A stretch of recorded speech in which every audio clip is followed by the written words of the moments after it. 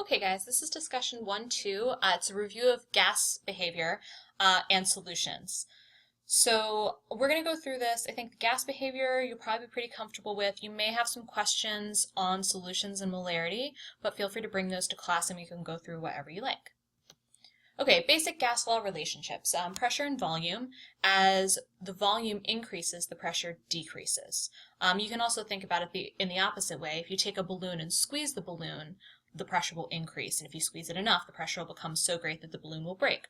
So this is an inverse relationship, and we can write it this way mathematically. Pressure and temperature have a direct relationship, so as the temperature increases, the pressure increases. Think about taking a can and throwing it into a fire, an aerosol can. It would explode, right? Because you would increase the temperature so much that the pressure would increase to the point where the container could no longer hold it. So this is the relationship between pressure and temperature. And temperature and volume is also direct. As temperature increases, volume increases. Think about heating a balloon. If you increase the temperature of the balloon, you would expect the volume to increase as well. And that's the relationship between temperature and volume. So if we combine the three relationships, we can put them together like this. This is called the combined gas law, and the really convenient thing about this is that if I want to study all three of these factors together, I can, but let's say volume stays constant. Well, then I can cancel it out, and I have the relationship between pressure and temperature. Works for any of those variables remaining constant. The ideal gas law, PV equals nRT, hopefully you remember that from Chem 1. We can use this to derive all the other relationships as well. By setting PV and T equal to NR, which stays constant, I get my first half of the combined gas law equation, and we'll go over this in class. So look at these two practice questions. Think about them. These are more conceptual questions than they are mathematical, although you could do them mathematically. So take a minute, pause, think about the answers, and then we'll go over them.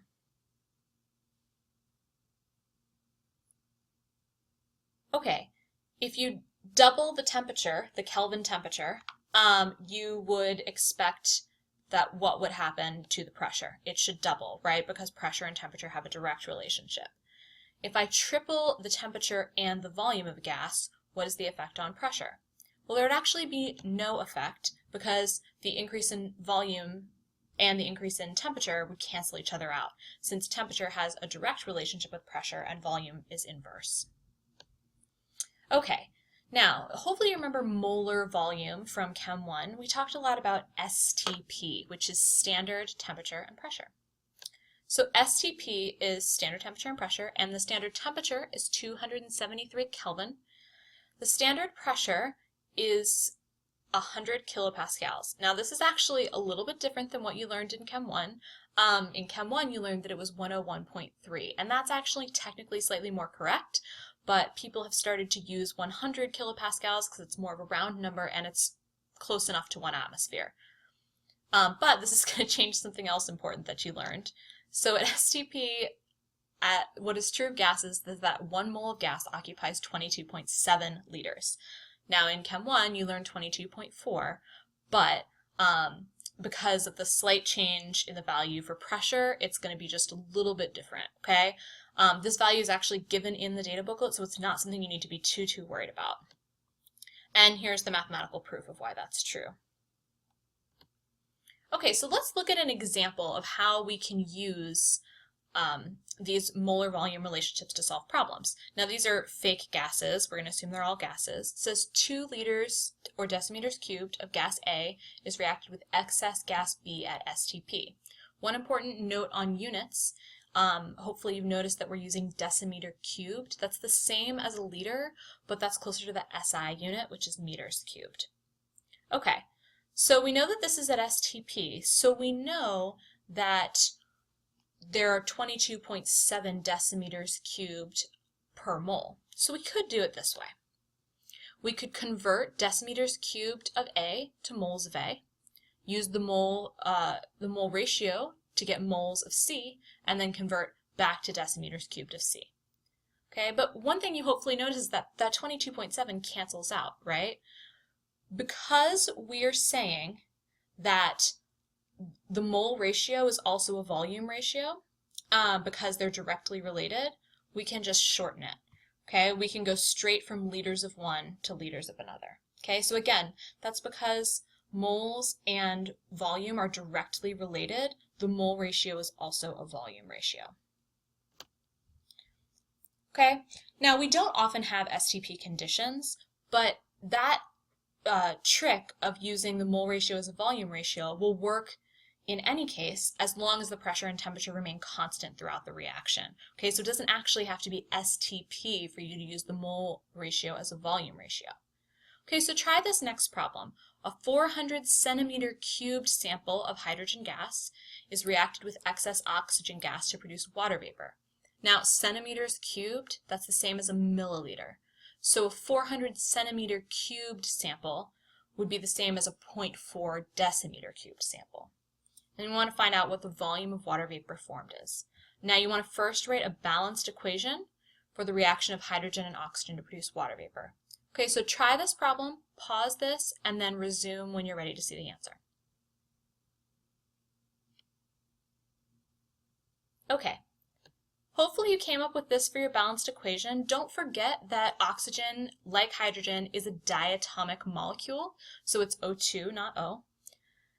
And because this is at a constant temperature and pressure, we can assume that, we can use the mole ratio as a volume ratio, and we're talking about all gases here. Okay, and so you would get 400 centimeters cubed of water vapor as well. Okay, now we're going to switch and talk about molarity and solutions. This is something we don't spend quite as much time on in Chem 1, so this may be an area where you have a few more questions, but just jot down any questions you have as you're going through this or highlight them, and then we'll talk about it in class.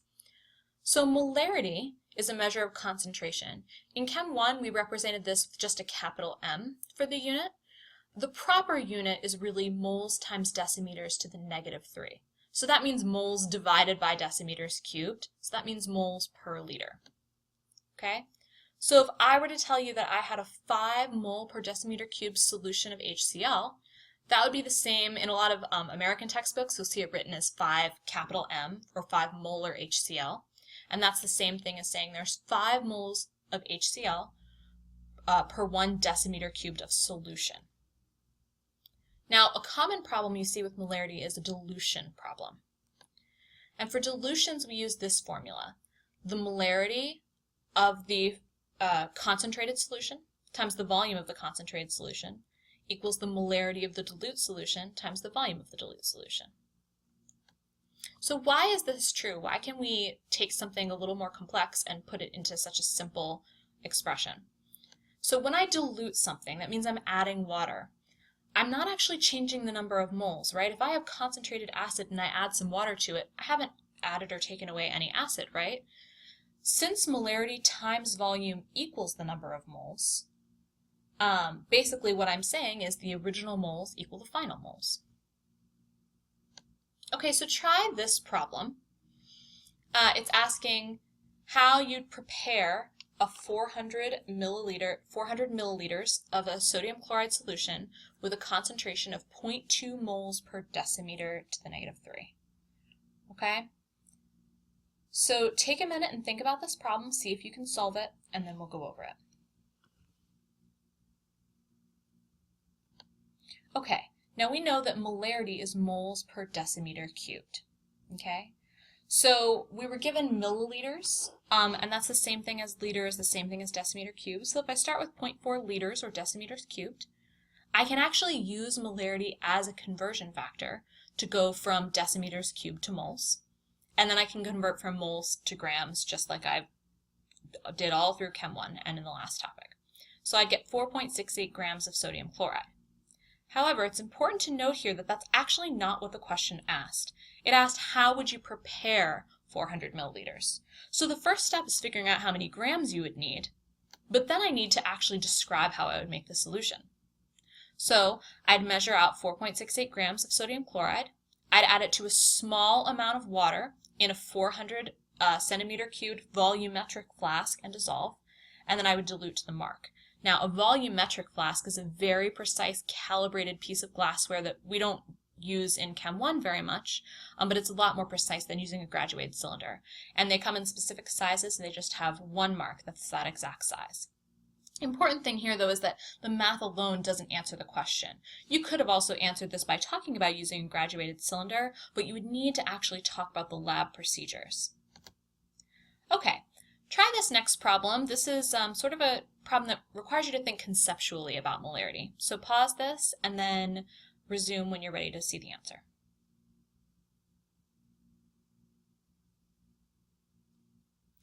So I think that one thing that is a little challenging for people when they first start to look at molarity problems is that complex unit for molarity, moles times decimeter to the -3. It'll help if in your head you kind of think, okay, that means moles per liter, and I have 2.5 liters, okay? So there's a couple different ways you could do this problem. Let's look at one of them. So the first thing I need to know is if I'm just talking about chloride ions, well, how many moles do I have? So I can take my liters of iron 3 chloride and convert to moles of iron 3 chloride using the molarity. Now I know that for every molecule of iron 3 chloride, I'm going to produce 3 chloride ions when it dissolves. So the same thing is true when I talk about moles instead of molecules. For every 1 mole of iron 3 chloride, I'll produce 3 moles of chloride ions when it dissolves. So then I get 3.75 moles of chloride ions.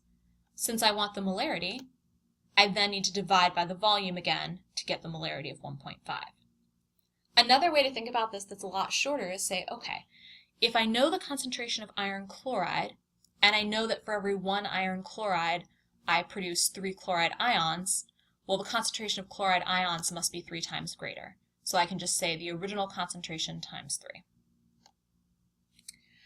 It's important if you're using dimensional analysis with molarity. It can be really hard to know where to start, right? Because there's 2 numbers in that problem. So one important thing is try not to start with molarity. Because it's a compound unit that involves both moles and decimeters cubed, it's more useful as a conversion factor. Okay, let's look at a dilution. We talked about that dilution formula before. So go ahead and try this problem. Pause and then come back when you're ready and look at the answer. Okay, so we're diluting a solution, so we're going to use M1V1 equals M2V2. Okay, now it's really important here that you keep things on the right side of the equation, right? We know that the concentrated solution has a molarity of 18, and we want to know its volume, so that's our variable. On the right side of the equation, we know that we want to make a 0.5 mole per decimeter cubed solution, and we want to make 2.5 decimeters cubed of this solution. Okay, so we can easily solve for the volume of the original solution, and we get 0.0208 decimeters cubed, but it actually asked us for centimeters cubed, so then we need to convert from decimeter cubed to centimeter cubed, and that's basically liters to milliliters, so you multiply by 1,000. Okay, last problem is a titration problem. Now, this says what volume of 0.1 mole per decimeter cubed H2SO4 is needed to neutralize 50 centimeters cubed of 0.3 mole per decimeter cubed NaOH. For titrations, the number of moles of H plus are equal to the number of moles of hydroxide at the equivalence point. So you might remember from Chem 1 when we did titrations, the color changes at the equivalence point. So we can derive this formula. The number of moles of H plus times the molarity of the acid and the volume of the acid equal the number of moles of hydroxide times the molarity of base times the volume of base.